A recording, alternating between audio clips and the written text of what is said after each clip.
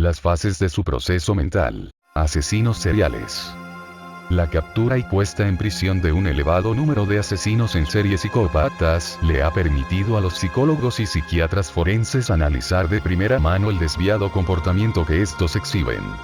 Aunque no predomina una opinión uniforme acerca de cómo funciona el mecanismo psíquico que conduce a un individuo común a transformarse en un homicida en cadena, se han formulado, no obstante, planteos altamente fundamentados y sugerentes.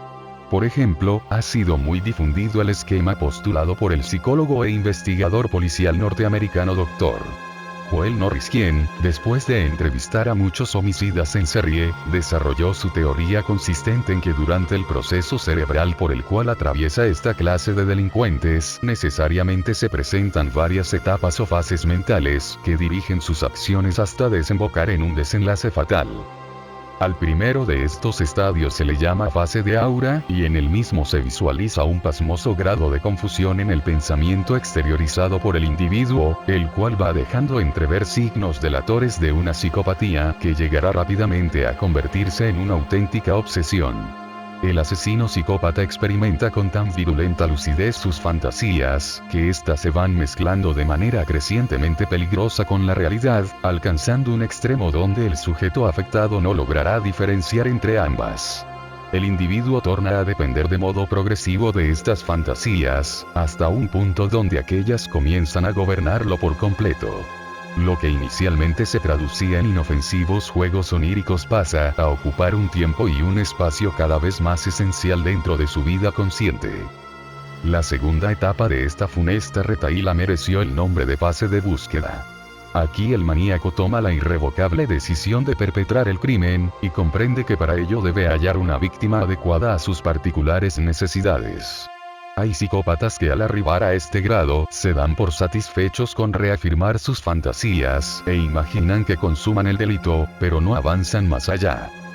Pero si la resolución de asesinar para cumplir con su morbo deviene más poderosa, se entra de plano en la fase de seducción, que es aquella en la cual el futuro asesino establece contacto con posibles objetos de agresión, desplegando su magnetismo individual y su dialéctica. Comienza a disfrutar con su actuación y busca hacer bajar la guardia a su oponente, preparando el camino para un ataque de improviso. Algunos perturbados pueden contenerse al arribar a esta etapa y se conforman con haber establecido ese contacto con eventuales víctimas, y luego retroceden. Empero, la mayoría ya no son capaces de reprimirse ni detenerse y ascienden al siguiente escalón dentro de esta neurosis conocido como fase de caza. En la etapa de cacería se avanza abruptamente de la cautelosa pasividad a una febril actividad. El victimario ya ha escogido el tipo de presa humana que considera apropiado y se apresta a entrar en contacto decisivo con ella. Dependiendo de la personalidad del agresor, este empleará su encanto y atractivo personal, si los tuviere, en pos de inducir a la víctima a caer en una trampa, o bien llevará a cabo una sucesión de encuentros inspirados en el propósito de ganarse su confianza previamente a cometerla. El tiempo que insume este estadio de su proceso mental puede prolongarse durante semanas o meses, o bien durar apenas unos instantes. Lo cierto es que esta etapa inevitablemente se cumple siempre antes de entrar en la denominada fase de captura. Esta fase comporta el quinto hito dentro de la anómala conducta psíquica del criminal. Aquí es cuando el asesino, literalmente hablando, se despoja de su máscara, y hace uso de la fuerza a fin de retener a su presa o para conducirla a donde quiere. Se trata de un punto de no retorno. La sorprendida víctima cobra conciencia por primera vez de las intenciones letales que animaban a su contraparte y, debido a ello, ahora el matador ya no podrá echarse atrás. Seguidamente se instala la fase de asesinato, propiamente dicha, la cual cristaliza y da culminación a las precedentes imaginerías sádicas o de dominación. Acá es cuando el ultimador pierde absolutamente cualquier atisbo de percepción de la realidad y se embarca de lleno en la realización a cualquier precio de sus planes y deseos. Ha desembocado en la fase que justifica la existencia de todas las etapas anteriores. Se trata de la razón de ser de la totalidad del proceso mental precedente, y el ejecutor, imbuido de enfermizo éxtasis, no vacila en llevar a término el crimen soñado con todos sus tétricos añadidos. A la última de las instancias de este patológico impulso cerebral se la designa fase de depresión. A ella únicamente se ingresa una vez consumada efectivamente la agresión física. La excitación despertada por el acto de asesinar ha alcanzado su paroxismo. Posteriormente, el maníaco queda abrumado bajo una intensa depresión y abulia, lo cual no quiere decir que sea capaz de reconocer la maldad de sus actos y, mucho menos aún, que pueda sentir remordimiento. Comprende, eso sí, que el placer esperado no fue tan deleitoso como imaginó, y hasta puede calibrar que los riesgos son demasiado grandes en comparación con el relativamente magro fruto cosechado.